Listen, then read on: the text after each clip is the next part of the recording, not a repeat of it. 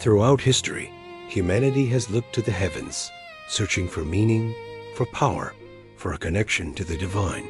But not all paths lead to light. Some lead into darkness, to ancient deities whose names echo with grim power and whose worship demanded the highest price.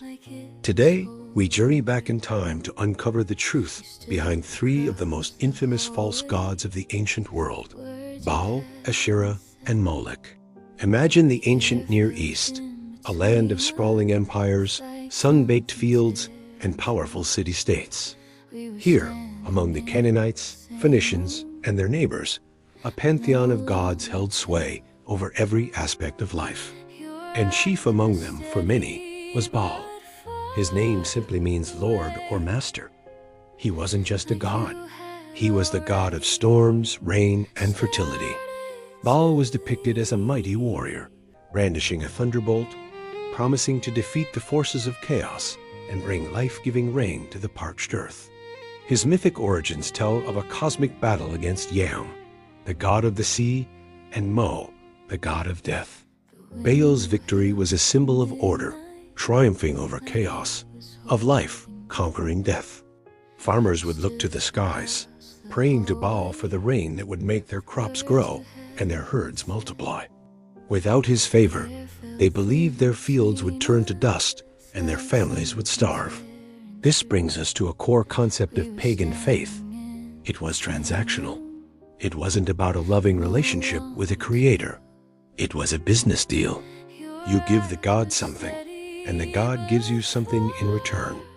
I'll offer you this sacrifice, Baal, if you send rain for my barley. I'll burn this incense, and in return, you'll protect my flock. This if-then relationship was the bedrock of their worship. The more you wanted, the greater the sacrifice had to be. This led people down a path of trying to manipulate their gods, to appease their unpredictable tempers through rituals and offerings. It was a religion born of fear and necessity, not love and grace. The God of the Israelites found this system deeply offensive. Why? Because it completely misrepresented his nature. The God of Abraham, Isaac, and Jacob isn't a cosmic vending machine. He is a loving father who desires a relationship with his children, built on faith and trust, not on bribes and transactions. He provides for his people out of his goodness, not because they've earned it through some ritual. The transactional nature of paganism reduced the divine to a mere commodity to be bought and sold, and it trapped people in a cycle of fear, always worried they hadn't done enough to earn the god's favor. God's covenant with Israel was a radical departure from this. It was a promise based on his faithfulness, inviting people into a relationship of love, not a contract of fear. Alongside Baal, another figure was worshipped, often right beside him. Her name was Asherah. She was a mother goddess, a queen of heaven, associated with fertility, love, and life. Her symbols were sacred trees or wooden poles, known as Asherah poles, which were erected at places of worship.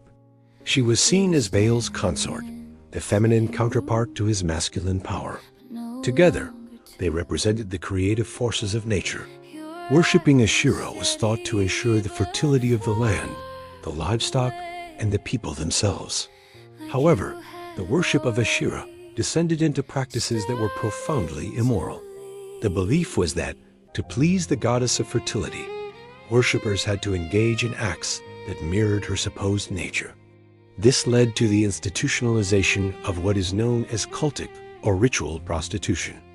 Sacred precincts and high places dedicated to Asherah often had male and female cult prostitutes.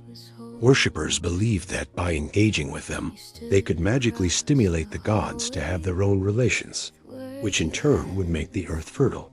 This wasn't just an act. It was considered a sacred duty, a way to participate in the cosmic cycle of life. You could imagine why this was such a profound offense to the God of Israel.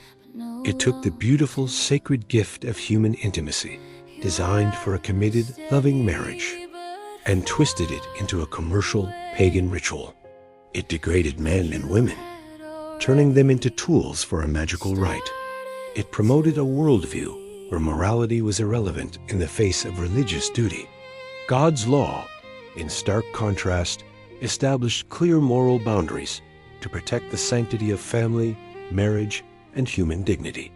Asherah worship tore down those boundaries and replaced them with a system that exploited and degraded the very people it claimed to help. The Asherah poles became a symbol of this rebellion against God's holy standard, a wooden monument to spiritual and moral corruption. But of all the false gods, perhaps none is more horrifying, more chilling to our modern sensibilities than Molech. While Baal promised rain and Asherah promised fertility, Molech demanded the ultimate price. He was a god of the Ammonites, often depicted as a bronze statue of a man with the head of a bull. The statue was said to have been hollow, with a fire kindled inside it. The arms were outstretched, ready to receive the offering. And that offering, in the most extreme and desperate of circumstances, was a child. The practice of child sacrifice to Molech is one of history's darkest chapters. When faced with a dire threat, a devastating war, a deadly plague, or a crippling famine, people believed that only the most precious sacrifice could appease the god's anger or win his favor. They would offer their own children, placing them in the burning hot arms of the Molech idol. The sound of drums and loud instruments would often be used to drown out the cries of the victim, a chilling detail recorded in ancient texts. This wasn't a daily occurrence. It was the ultimate act of desperate, transactional faith. It was the terrifying logic of paganism taken to its most extreme conclusion. If a small sacrifice gets you a small favor, what must you give for ultimate deliverance? You must give everything. You must give your future. It is almost impossible for us to comprehend the mindset that could lead to such an act. But it reveals the utter bankruptcy of a religious system based on fear and appeasement. It shows how far people will go when they believe they must earn their salvation through their own works and sacrifices. For the God of the Bible, this was the ultimate abomination. He is the giver of life, not the taker of it. His command to be fruitful and multiply stands in direct opposition to Molech's demand for the fruit of the womb. God repeatedly and vehemently condemned this practice. He called it a defilement of his holy name and a pollution of the land.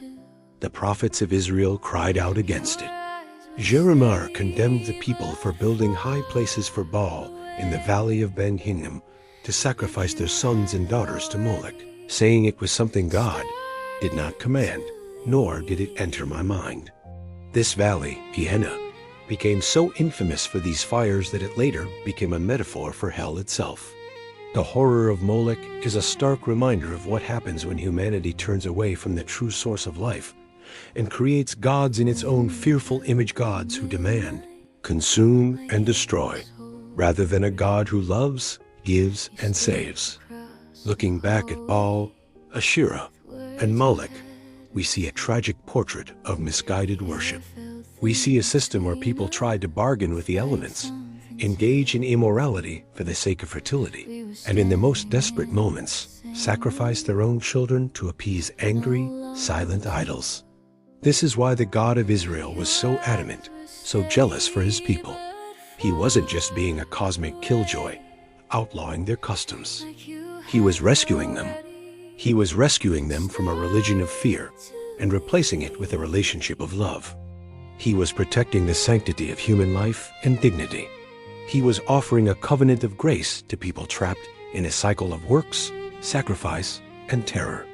The stories of these false gods are not just ancient history.